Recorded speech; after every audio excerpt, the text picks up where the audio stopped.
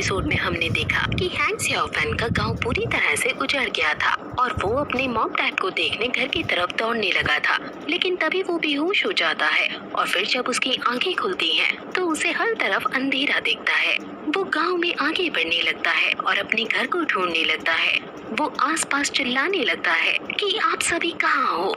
वो तभी फिर खून से भरी नदी में गिर जाता है और डरकर वहाँ से भागने लगता है। तभी बहुत सारे स्केलेटन वहाँ आ जाते हैं और उसे डराने लगते हैं। अब जियाओफैन को वो सभी चारों तरफ से घेर लेते हैं और फिर उस पर हमला कर देते हैं। लेकिन तभी उसकी आंख खुल जाती है। वो घर से अपने बाहर जाकर देखता है और अपने मॉम डैड को ढूंढने लगता है, लेकिन उसे कोई नहीं दिखता। उसे लिन क्विंग्यू रोते हुए दिखता है और फिर लिन उसे गले से लगा लेता है क्योंकि उसके भी मम्मी पापा मारे जा चुके हैं। वो दोनों एक दूसरे को गले लगाकर रोने लगते हैं। अब तभी वहाँ एक आदमी आता है और उसे अपने साथ कहीं पहाड़ों में ले जाने लगता है। ये आदमी असल में इनके शहर का राजा है और ये लोग गेट से होते हुए कहीं जा रहे हैं। इस आदमी का नाम जियाओ यीसाई है और ये इन दोनों बच्चों को अपने मास्टर के पास ले जा रहा है। अब वो जा ही रहे होते हैं कि तभी अचानक बहुत बड़ा बीस्ट उनके सामने आ जाता है। दोनों बच्चे इस बीस्ट को देखकर डर जाते हैं, लेकिन एल्डर उस बीस्ट को शांत कराता है और कहता है कि इन दोनों बच्चों को मास्टर ने बुलाया है। ये बीस्ट दोनों बच्चों को देखता है और इनको जाने की अनुमति दे देता है। ये बीस्ट असल में हजारों सालों से क्विंक्यू गेट की पहरेदारी कर रहा है। इसका नाम वाटर यूनिकॉर्न है। तुम्हें डरने की कोई बात नहीं है, तुम यहाँ एकदम सुरक्षित हो। एल्डर मास्टर ये को बताता है कि इनके गांव के सारे लोग मारे जा चुके हैं। सिर्फ यही 3 लोग बचे हैं जो जिंदा हैं। ये 2 बच्चे और ये एक आदमी जो कि पागल हो गया है। मास्टर ये दोनों बच्चों को अपने पास बुलाता है और उनसे पूछता है कि आखिर कल रात क्या हुआ था और किसने ये सब किया है। दोनों बच्चे डरे हुए हैं और वो मास्टर के सामने घुटने टेक देते हैं। लिन कहता है कि हमारे गांव में सब मारे जा चुके हैं, प्लीज आप सच पता लगाओ कि ये सब किसने किया। मैं अपने घर में अपने मॉम डैड के साथ सो रहा था, लेकिन जब सुबह मेरी आंख खुली तो मैं एक पेड़ के नीचे था और मेरे पास जैंग खड़ा था। फिर हम दोनों तुरंत गांव की तरफ भागे और हमने सभी को मरा हुआ देखा। वो फिर अपने मॉम और डैड को याद करते हुए रोने लगता है। एल्डर अब जैंग से पूछता है कि तुम कल रात कहाँ थे। जैंग मास्टर शिवू की बात याद करता है कि उन्होंने किसी को भी उसका सीक्रेट बताने से मना किया था, इसलिए वो कुछ नहीं बोलता। एल्डर्स को लगता है कि ये अभी शॉक में है, इसलिए नहीं बोल पा रहा है।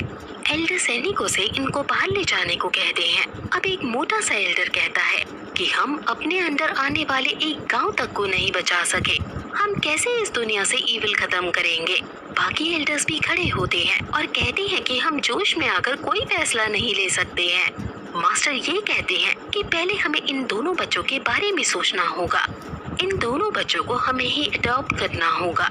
एक एल्डर खड़ा होकर कहता है कि लिन मेरे अंदर रहकर मेरा डिसाइबल बन सकता है। दूसरा एल्डर कहता है कि तुम्हारे अंदर पहले ही 200 डिसाइबल हैं और उनको संभालने में ही तुम्हें स्ट्रगल करना पड़ता है।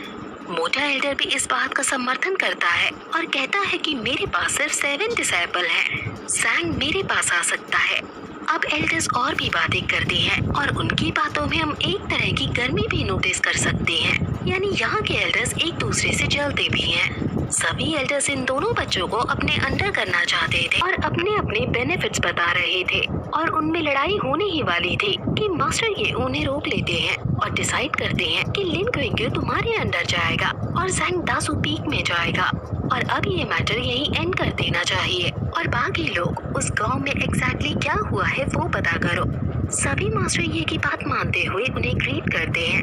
वहीं दोनों बच्चे उदास सीढ़ियों में बैठ जाते हैं और वो अपने घर जाना चाहते थे, लेकिन उनका घर अब तबाह हो चुका था और वो टेंशन ले ही रहे थे कि तभी वहाँ एक एल्डर आता है और उन्हें समझाता है कि हमारा भाग्य हमारे हाथों में होता है और हम कर्म करके उसे बदल सकते हैं।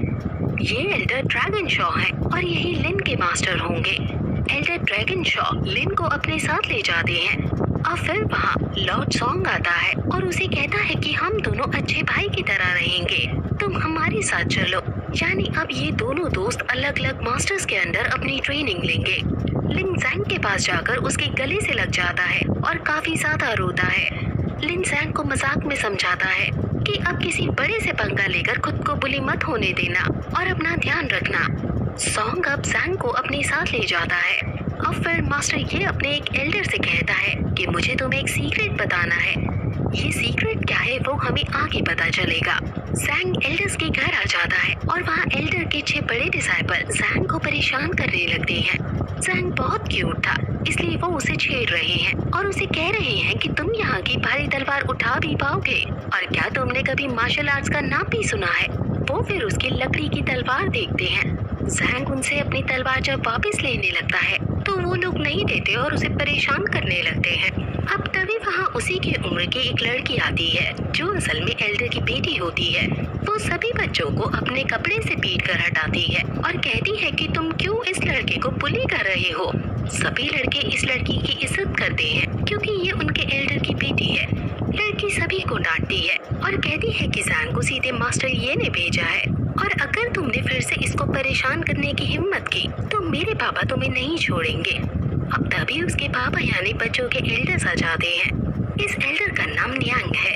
सॉन्ग सभी को जैंग का इंट्रो देता है और कहता है कि आज से ये तुम्हारा छोटा भाई है और तुम्हें इसका ध्यान रखना है। ये सभी लड़के असल में बुरे नहीं हैं, ये बस थोड़ा मजाक मस्ती कर रहे थे, लेकिन फिर भी जैंग इनसे गुस्सा है और इनसे गुस्से में अपनी तलवार छीन लेता है। सॉन्ग जैंग को एल्डर्स को ग्रीट करने और उनकी रिस्पेक्ट करने को कहता है, जिस पर जैंग ट्रेडिशन वाइज उनके सामने चाय लाता है और बहुत पोलाइटली एंड रिस्पेक्टफुली तरीके से उन्हें चाय पीने को देता है। अब सभी लोग फिर खाना खाने बैठते हैं और एल्डर को इनकी ट्रेनिंग का भार सौंपता है और कहता है कि तुम्हें इन्हें अच्छे से संभालना है। अब फिर एल्डर वहाँ से चले जाते हैं और लड़की कहती है कि अब से जैंग मेरा यंगर ब्रदर है और मैं इसकी केयर करूंगी, और अगर किसी ने भी मेरे भाई को बुली किया तो मैं अपने पापा से कह दूंगी। अब सभी लोग लड़की से मजाक में कहते हैं कि हम समझ गए और अब हमें खाना खाने दो। वो फिर अपना थोड़ा थोड़ा खाना जैंग को देते हैं और सभी में अच्छे से दोस्ती हो जाती है। अब रात को जैंग सोने जाता है और पर्ल को देखता है जो उसके मास्टर, जिसको वो शिफू कहता है, उन्होंने दिया था। वो याद करता है कि कैसे मास्टर ने उसे रात को प्रैक्टिस करने को कहा था, इसलिए अब वो रात को कल्टीवेट करने लगता है और मेडिटेट करता है। सुबह फिर वो बाहर जाता है और उसे लड़की दिखती है जो अपने बड़े से कुत्ते के साथ थी। इस कुत्ते का नाम रूबब है। पहले तो रूबब जैंग पर भौंकने लगता है, लेकिन लड़की के समझाने पर कुत्ता समझ जाता है कि ये उसका दोस्त है। ये डॉग बहुत बड़ा और शक्तिशाली है और ये कम से कम 50 साल तक जीता है। अब वो लड़की जैंग के पास आकर कहती है कि अब से क्योंकि तुम छोटे हो मेरे से, इसलिए तुम्हें मेरी बात माननी होगी। और फिर तभी सॉन्ग आता है और उन दोनों को बैम्बू ट्रीज के पास ट्रेनिंग के लिए ले जाता है। वो उनको बैम्बू काटने को कहता है और पूछता है कि तुम ये कर तो पाओगे ना। जैंग कहता है कि वो अपने गांव में लकड़ियां काटता था, उसके लिए ये आम बात है। लड़की फिर बैम्बू काटती है और वो बहुत ही शानदार तरीके से एक ही बार में एक पेड़ के कई सारे टुकड़े कर डालती है। अब लड़की जैंग को काटने के लिए कहती है और जैंग तरान को बहुत जोर से पेड़ पर मारता है, लेकिन वो बैम्बू उसको ही लग जाता है। सॉन्ग उसे समझाता है कि ये स्पेशल ब्लैक बैम्बू है और ये इतनी आसानी से नहीं कटता है, इसलिए ये तुम्हारी बॉडी की एक्सरसाइज के लिए सबसे सूटेबल एक्सरसाइज है। अब फिर उस दिन के बाद से जैंग की ट्रेनिंग शुरू हो जाती है और वो रोज अलग अलग मार्शल आर्ट सीखता है। हर रोज लड़की ही उसे उठाती है और दोनों साथ में ट्रेनिंग करते हैं और धीरे धीरे जैंग हर मार्शल आर्ट में एक्सपर्ट हो जाता है। और फिर समय बीतता जाता है और वो बड़ा होता जाता है। वो अब बड़ी आसानी से बैम्बू को अपनी तलवार से काट देता है और लड़की भी उन्हें कलेक्ट कर लेती है और फिर यही एपिसोड खत्म हो जाता है।